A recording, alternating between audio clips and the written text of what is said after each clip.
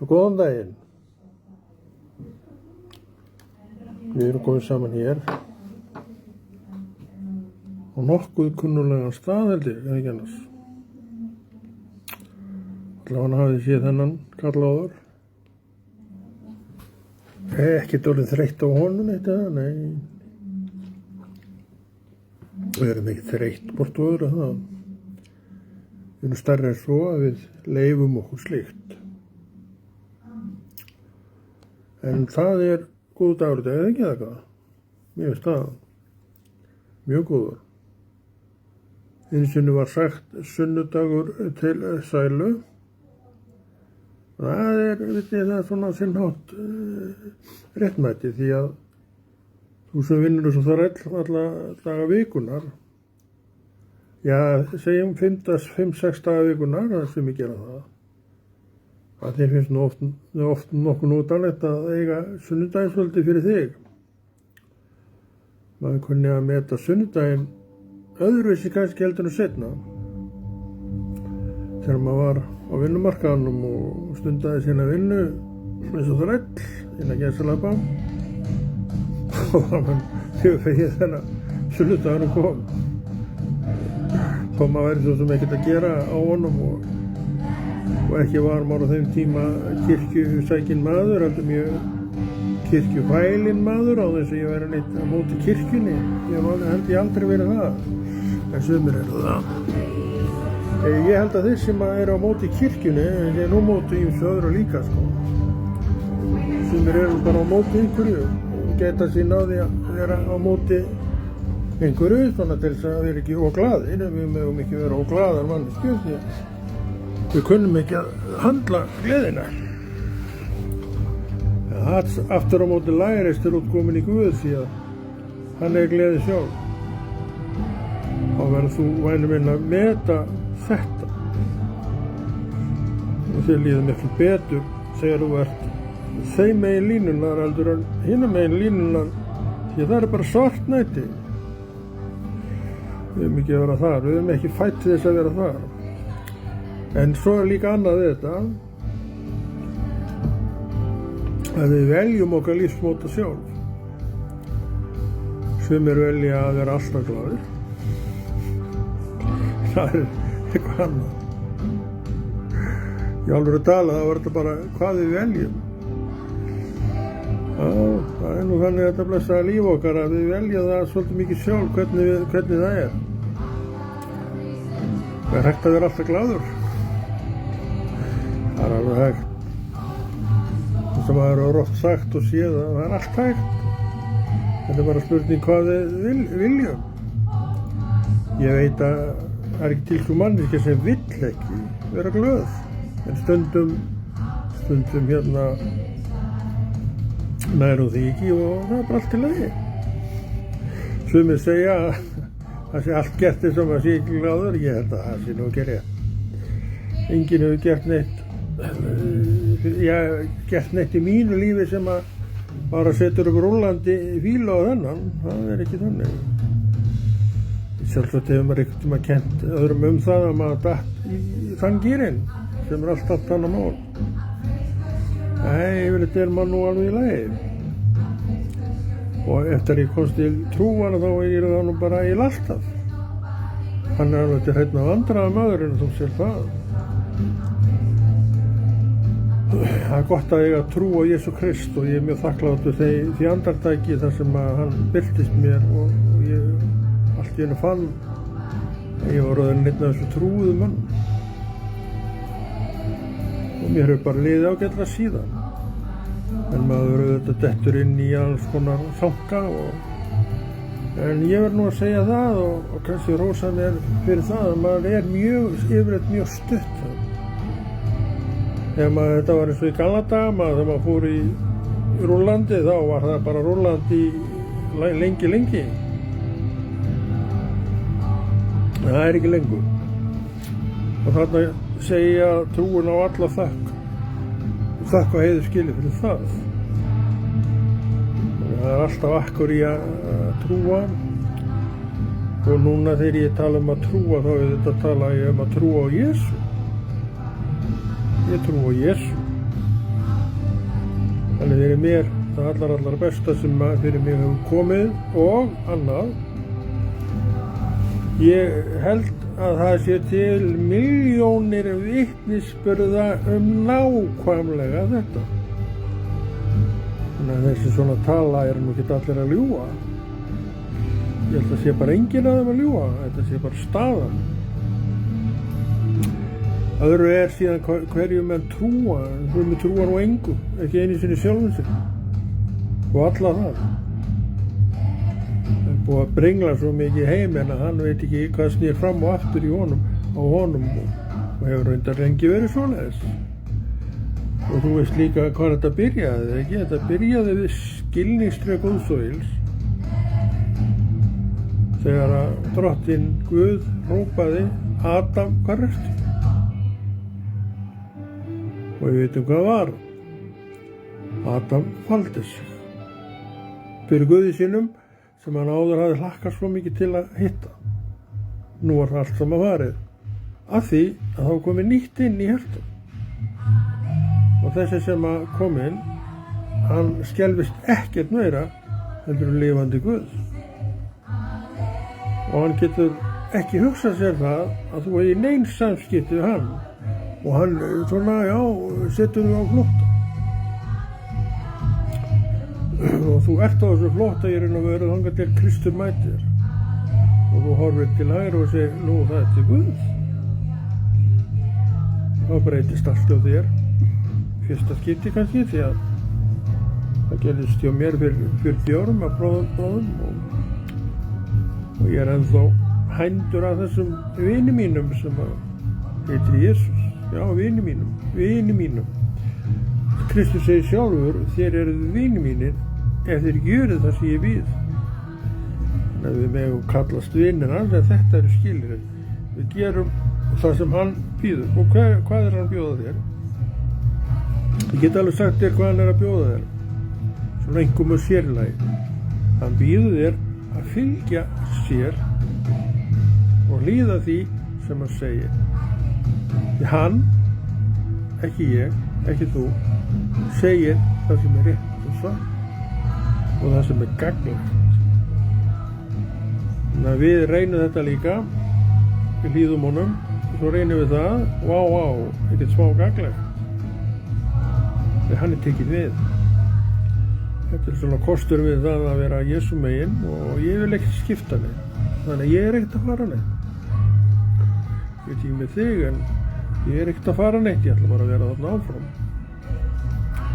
Þess að ég er búin að vera í áratugi og sé ekki þetta degi þar. Það var eiginlega, lífið fyrir Krist, það var hundleiðilegt, svona sá maður eftir á. En lífið, þegar maður komst í Krist, er alltaf bara gott. Ég var að segja, þannig þetta heldur maður áfram að vera maður og sveiflast til í sinni og skapi og allt saman það. Þetta er orðið alveg steindautt allt maður, því að ef maður dettur inn í eitthvað svona þá er þetta yfirleitt bara stutt. Þetta er ekki dögum saman eins og var, það er bara liðin tíð. Það kannski stendur í, klukkutíma kannski, einhverja klukkutíma í mesta lagi. Það var þetta farið, af hverju. Það þótti sér að þess er að komin í svolítið þunga lönd, þá bara fer hann á stað. Það vill ekki að við séum þar, hvorki ég að þú. Þetta endist ekki neitt. Þess að við vorum að tala áðan að það var bara alveg svoleiðis bara menn töluðust ekki við, bara aldrei aftur. Ekki svo að skilja maður að tala alla alltaf, en það er ekkert út af neittni ástæðu sem að það er, ef það er. Þetta er bara við vitum hvernig líf manna er. En fari í sundur og það geta verið svona með góðan þanga hvort til annars, enga heifti en eina reiði. Svona bara er lífið og ég lifi mínu lífi og ég fer þangað og einhver góður vinur minn, hann fyrir allt aðra átt og hvað ætla ég að gera í því? Ekki neitt. Hvað get ég gert? Ég verð að lifa mínu lífi og hans sínu og ekki orðum það meira. Og það segir ekki til það sé ekki gott á milli okkar. Það held ég sé nú nokkuð víst að það er. Þannig að Drottinn sér þetta allt og hann indæll og góður og mikill vinur manns líka. Hann vinur mann sem að ræður mann alltaf heilt.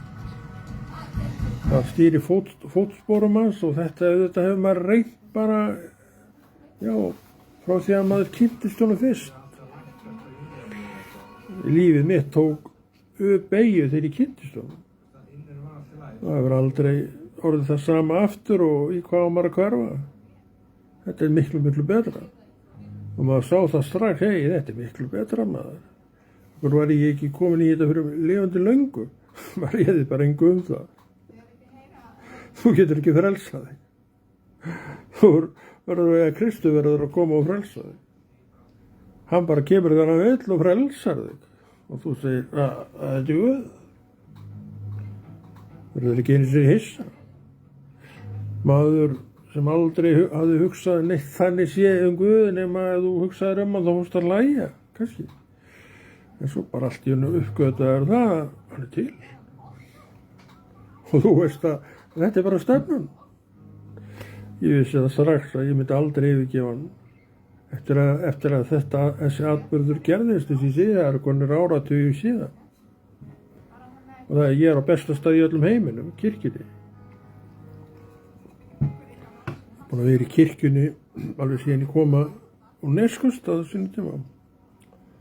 Og gekk ég inn í kirkjuna og ég held ég sé búin að stunda samkomur nánast á hverjum sunnudegi frá þeim tíma.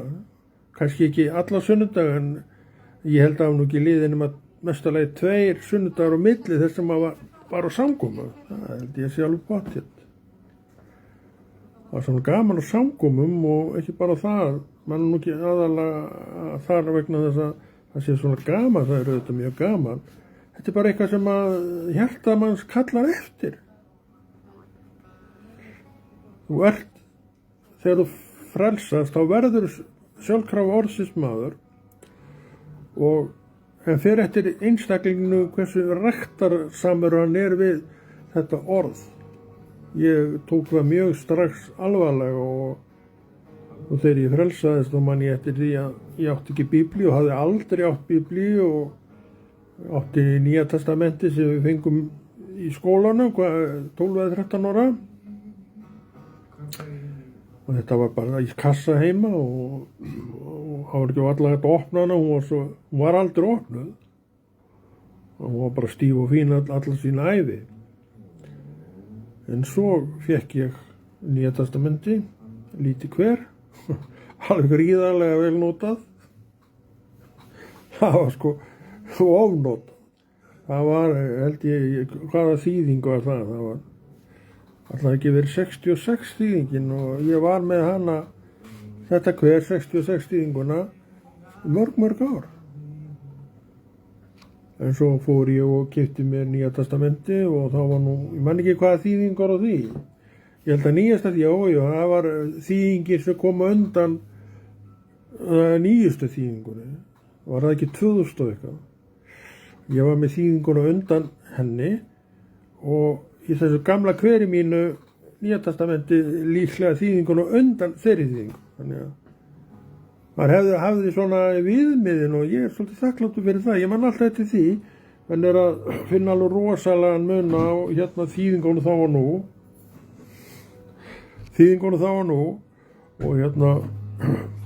Og hann og ég sá mun og ég naut fullt af hluti, mann alltaf eftir því, hvað eru menn farnir að þýða þetta með þess að velja? En svo bara vandist maður þessu og var líka vel við og maður var að heyra nákvæmlega sömu rökin þegar nýja þýðingi kom. Hvað eru menn bara farnir að þýða þetta eins og þau vilja?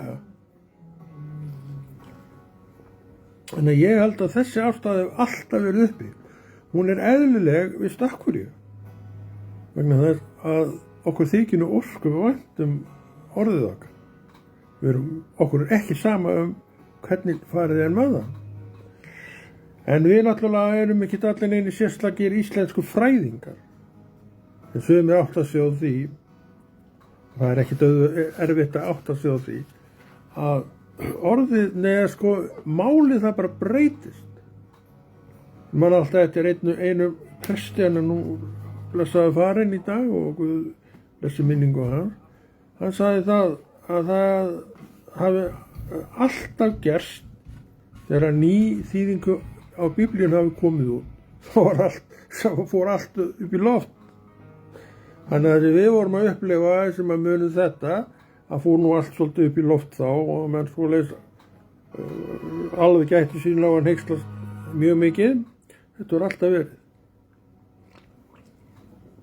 En við erum núna sama trúaða fólkið og vöxum í trúnni og lesum nýjustu þýðinguna eðlilega og okkur er ekkert hlekkst neitt á við það. Að ég svo sem veit ekki hvernig menn gera, það getur vel verið einhverjir sé að nota bara gömlu góðu og alltaf bara vera þar og það er allt í lagi með það. Það orðið er bara orð Guðs. Ég er nú ekki þeirra skoðunar að það hefur verið bætt neitt við í nýju þýðingunni og ekkert aldrei tekið frá. Ég get nú alveg sagt að eitthvað var maður svona ekki alveg sáttur við einhverja þýðingar sem ég fannst alveg óþarf að vera með eins og það var. En þetta er auðvitað bara mín skoðun. Þeir sem gerðu þetta töldu þetta betur svona. Þannig að þetta hefur svo sem ekkert var aldrei neitt fyrir mér neitt stór mál, en fyrir sumum er allt stór mál. Ef það er ekki nákvæmlega eins og þeir vilja sjálfur, þá verður það sjálfkrafa stór mál. Það er með þess að menn vita nú ekkert meir en fjöldin allavega. Rétt er bara rétt. Ég hef alltaf haldið mér við það og ég held að það sé ekkert ráð. Og alltaf haldið mér við það orð þar sem segir að Guð vakir yfir verki sínu. Þetta segir mér allt sem ég þarf það sem við erum með er vilji Guðs. Hann vakir yfir verki sínu og orði sínu. Og ef hann vakir ekki yfir orði sínu, hverju þá? Þetta er það sem við erum með. Þetta er það sem við eignustum. Og þetta fylgir hverjum kristnum manni. Ég man alltaf eftir því þegar ég frelsaðist og ég var að segja frá því áðan ég átti enga Biblíu. Ég man alltaf eftir því, ég sagði ég verð að fá mér Biblíu. Ég hef aldrei átt Biblíu. Síðan hef ég búin að eiga Biblíuna og ég á Nýja testamentið í sérbroti. Við þurfum ekki að hafa neinar áhyggjur af þessu því að það bara sér það sem að einstaklingarnir, ég og þú, sem að tekur að sér þurfum. Við þurfum orð Guðs og meira, þurfum samfélag, kirkjuna. Við höfum þetta allt. Og það var engin spurningu það að þegar þetta gerðist, þá vissi ég að ég er að finna samfélag. Ég fann það, ég er Smárarkirkju núna, það er held í 3. samfélagið mitt. Þannig að nú sér það þessi maður tollir hvergi. En það er ekki málið, heldur bara axlaðist þetta þannig. Og ég er í Smárarkirkju núna og er búin að vera þar í mörg ár, alveg frá því hún var stofnuð. Og ég er ekkert að fara þaðan. Þannig að verði ekki þar á meðan maður dregur andan. Eins og það nú. Þannig að það er engin bilbúður á þessum hvað þetta var alveg. Við erum hérna í Smárarkirkju og það rakkarnir eru að æfa. Heyrið í lagið. Ætlaði að við fáum að heyra þetta í fullri lengd á stundinni. Og nú ætlar held ég að koma bara til að hlusta á þetta lag. Þeir finnst það svona loða. Við erum í góðum málum. Við erum í veislu á hverju sunnudegi. Við erum á flottum tónleikum á hverju sunnudegi. Kostar ekki neitt. Nema þegar baukurinn kemur að þá kannski gefur eitthvað í hann og við hvetjum þetta til þess. Þú ræður þig alveg sjálfur. Það er enginn að fylgjast með því hvort að þú gefur í hérna baukina í sveitsæðu. Það er maður tekið eftir því að þú setur aldrei krónu inn á bauk. Og það er bara þetta að grína. Það er enginn að velta þessu fyrir sig. gefur bara það sem þú vilt gefa, gott sem það er mikið eða lítið. Og ef þú vilt ekki gefa, þá gefur ekki neitt. Það er enginn að hlutast til það. En hins vegar þarf kirkjan peninga og við þurfum að borga rafmagnsreikning og allt það. Og eigi söfnuðurinn húsið, þá þarf hún að borga afborganir af húsinu og þannig að það er alltaf eitthvað að greiða, þannig að það þarf alltaf að vera einhver peningur. En baukurinn kemur og þú rétt hann strax yfir á hinn og ég gef hann núna, ef ég gef náði núna. Það er enginn að hugsa neitt um það. En það er verra aftur á móti ef þetta er þannig og ef þú ferð að slást við drottinn. Ég hef nú haft hann síð að það veri ekkert að leggja neitt fram ef að drottinn segir mér það ekki. Og stundu segir mér það, þá bara fer ég og legg fram. Og stundu segir mér það ekki, þá bara læt ég það bíða. Ég veist það ágætt, svona. Og þú getur líka farið þessa leið, en svona, það er upp staðið svona yfir árið, þá hugsa ég að maður leggja alveg svona eitthvað normal í baukinn, ég hugsa það nú. Maður leiði bara Guði að sjá um þetta. Ég hef alltaf gert þetta þannig, mér har alltaf fundist það langt þægilegasta leiðin. Ég veit að trúir ekki orða á þessu, frekar en öðru sem ég segi, það er alltaf, við verðum þá bara að hafa það. En það er þess að stund og ég sýn ykkur snillingana, sjáu þið það hérna. Þeir æfa, alltaf æfing fyrir stund. Það er gott að æfa sig fyrir stund. Þá librast fingurutnir og raddböndin mýkjast upp og verða tónþeguri. Það er nú ekki verra. En nú er ég búinn að kjafta aðeins svo lengi, ég ætla bara rétt að koma við þessu alltaf áður. En núna ætla ég að kveðja og vera að snúa mér ykkur öðru. Verið sæl.